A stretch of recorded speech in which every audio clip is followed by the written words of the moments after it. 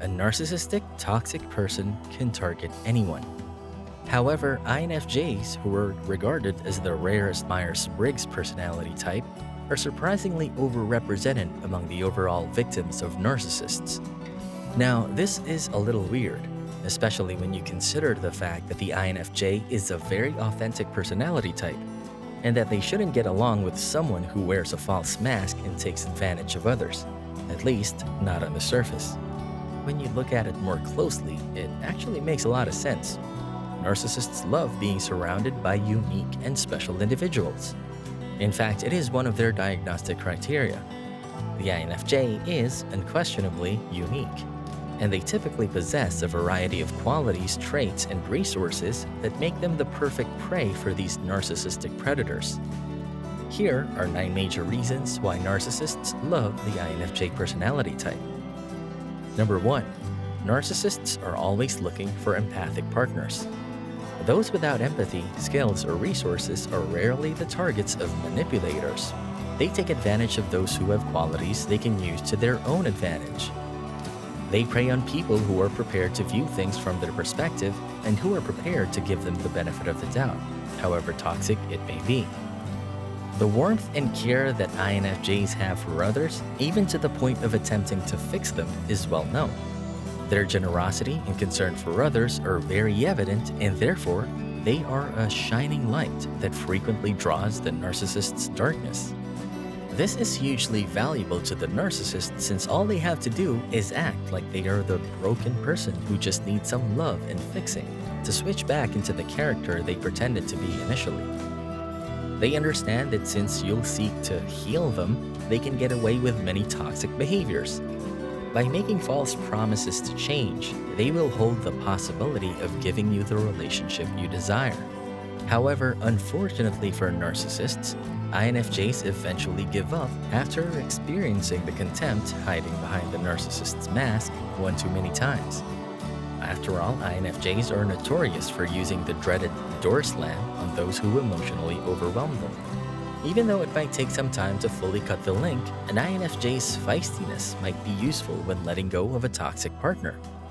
Don't be scared to use your emotions to help you recover from a toxic narcissist if you're an INFJ. Reconnect with your genuine fury and use it to reject anyone who consistently treats you disrespectfully. INFJs who stand in their full authority when the line is ultimately cut have a remarkable capacity to never look back. Please understand that it is not your fault if you are an INFJ who has experienced emotional abuse at the hands of narcissistic parents or a toxic partner. Although a toxic partner may have taken advantage of your sensitivity and empathy, these still rank among your best contributions to the world. It just means that you should be more selective in how you use your empathy and only show it to those who won't abuse it.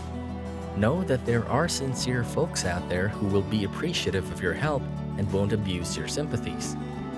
You don't have to violate your own boundaries in order to live up to toxic people's unrealistic expectations.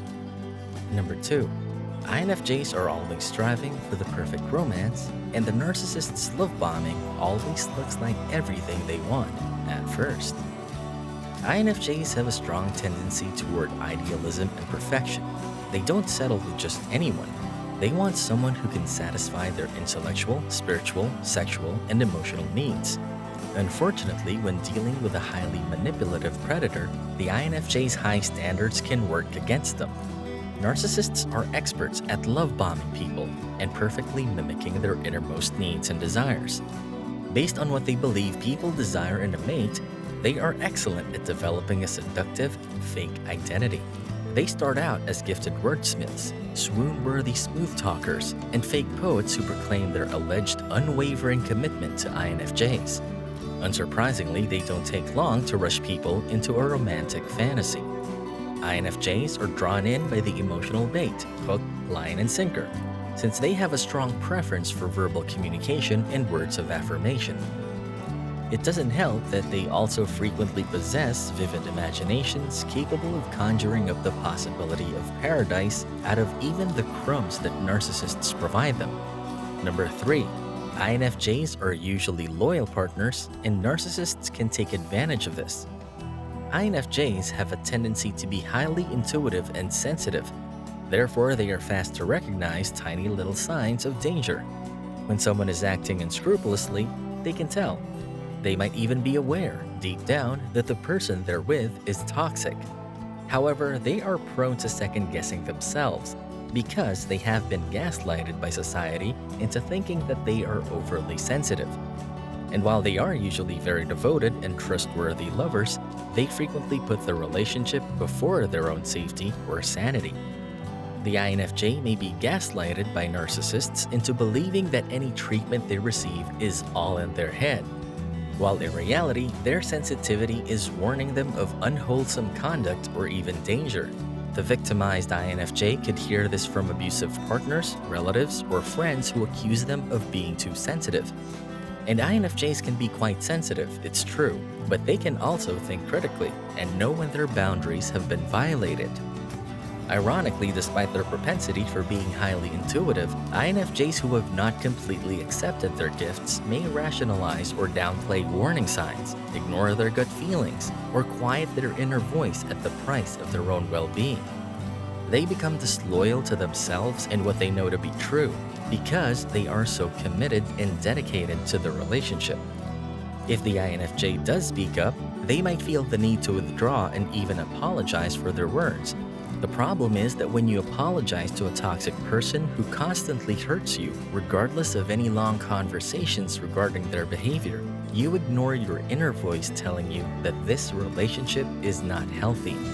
Sooner or later, the INFJ will discover that they aren't being overly sensitive, and the narcissist, in reality, is the insensitive one. Number 4. INFJs despise conflict. The INFJ will do everything it takes to keep the peace and maintain their inner calmness.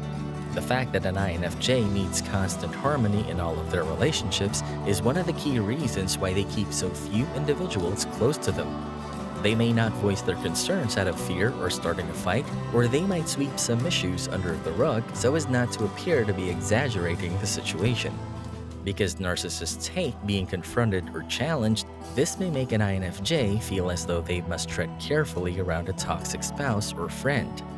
Because of the effects of trauma, any abuse survivor, whether it was emotional or physical, may be more likely to do this. INFJs, however, might be even more likely to justify, deny, and minimize the actions of their abusers in order to maintain the peace. Number 5. They always want to fix others. INFJs are known to ignore their own needs and try everything within their means to help others, especially when the person is a family member, a friend, or a partner. This behavior plays right into the needs of the narcissistic people. The number one issue that narcissistic people have is an entitlement mentality. They always want the whole world to tend to their needs, and an INFJ will gladly do that because of their empathetic nature. INFJs have a strong desire to help others because of their strengths in intuition and their excessively empathetic nature. While this enables them to genuinely connect with those who are struggling, it also means that those who play upon this empathy can easily trap them. INFJs are readily driven to change toxic people who refuse to take responsibility for their own recovery. This is especially true when the narcissist is regarded as a strong relation by this empathetic personality type, whether they be a spouse, relative, or close friend. Number 6. INFJs notice the tiniest details and give compliments. INFJs may appear to be quite self-assured. However, the majority of them genuinely have low self-esteem and seek excessive admiration and compliments. Narcissists rely on people, especially highly empathic individuals, to give them a sense of value and to make them feel powerful. And because of their poor self-esteem, they are more susceptible to having their egos wounded, which makes them more in need of compliments. This is why they like to date or be around INFJs, because they know that the INFJ person will feed their ego and tell them things that they want to hear. Number 7. INFJs are sometimes unsure about what they want. An INFJ can easily be influenced by a narcissist. A narcissist can easily make it look like the other person is at fault, and because of the unsure nature of the INFJ, they can fall victim easily. This is due to the fact that INFJs often question whether what they're trying to say is truly what they're feeling when they finally reach the point of sticking up for themselves. INFJs who are trapped in relationships like this are caught between their intuition and their logic, causing them to believe that they are unable to make decisions when in fact they are well aware of what needs to be done.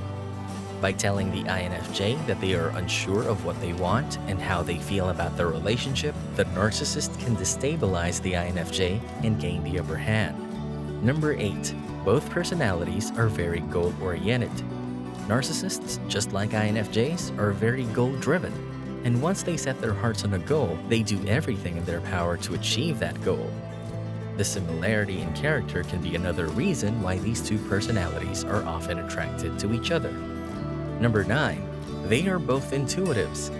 Talking about concepts and possibilities rather than just facts, details, and occurrences is like catnip to these two kinds, since they both understand and see the world in an abstract way.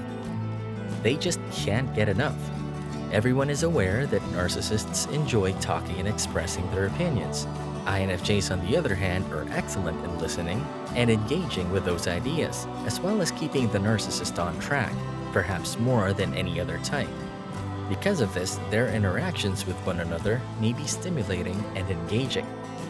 You can almost see the sparks shooting while they're talking to each other. What do you think about these points? Let us know down in the comment section. Also, make sure to watch this video in the link, and if you like our content, don't forget to hit the subscribe button and turn on your notifications. On the screen now should be another good video worth watching, so click on that video, and we will see you in the next one.